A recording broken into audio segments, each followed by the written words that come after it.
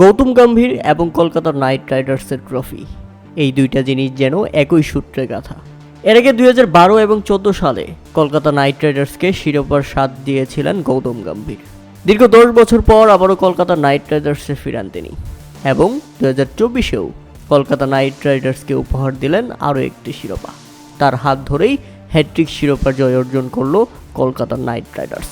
তাই তো ম্যাচ শেষে সুনীল নারিন, যিনি কিনা ম্যাচ জয়ের আসল কারিগর, কলকাতা নাইট রাইডার্সের চ্যাম্পিয়ন হওয়ার আসল লেখক গৌতম গম্ভীরকে কোলে তুলে নিলেন। তারপরে দুজনের কি অসাধারণ আলিঙ্গন, তাদের দুজনের এমন খুনসুটি ভক্ত সমর্থকদের হৃদয় ছুঁয়ে গেছে।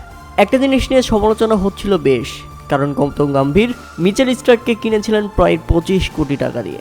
এরপর থেকে সামাজিক যোগাযোগ মাধ্যমে অনেকেই তাকে ধুয়ে দিচ্ছিলেন, কলকাতায় ফিরতে না ফিরতেই গৌতম গম্ভীর দাদাগিরি করছেন, গৌতম গম্ভীর নিজের মতো সিদ্ধান্ত নিচ্ছেন, কলকাতাকে ফকির বানিয়ে দিলেন গৌতম গম্ভীর। আজ তো সেটার প্রমাণ তিনি দিয়ে দিয়েছেন। মিচেল স্টার্ককে কিনে যে তিনি ভুল করেননি, বড় মঞ্চের জন্য যে মিচেল স্টার্ক তৈরি, মিচেল স্টার্ক যে বড় মঞ্চের খেলোয়াড়, সেটা কিন্তু মিচেল স্টার্ক প্রমাণ করেছে এবং শেষ পর্যন্ত কলকাতা নাইট রাইডার্সকে চ্যাম্পিয়ন করেছে। ফাইনালে দারুণ বোলিং করেছে, কোয়ালিফায়ারে দারুণ বোলিং করেছে, এর আগের ম্যাচে দারুণ বোলিং করেছে।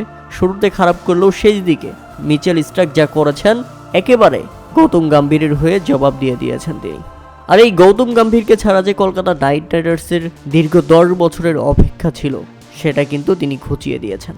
তাই তো শাহরুখ খান গৌতম গম্ভীরকে এমনি ফিরিয়ে নিয়ে আসেনি, ট্রফিটা আরও একবার উঁচিয়ে ধরার জন্যই ফিরিয়ে নিয়ে এসেছেন।